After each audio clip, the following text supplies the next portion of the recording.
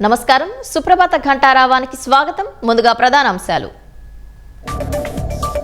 కుంభవృష్టికి తెలంగాణలోని కామారెడ్డి జిల్లా కకావికలం వరుణుడి ప్రతాపానికి వణికిన ఉమ్మడి మెదక్ జిల్లా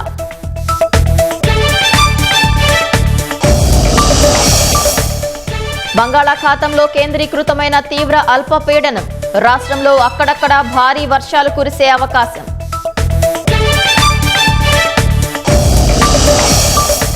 పింఛన్ల అర్హులెవరికి అన్యాయం జరగబోదన్న సీఎం పెన్షన్లు పెంచింది కూటమి ప్రభుత్వమేనని స్పష్టీకరణ మహారాష్ట్రలోని పాల్ఘర్ జిల్లాలో విషాదం పక్కనున్న ఇంటిపై భవనం కూలి 12 మంది దుర్మరణం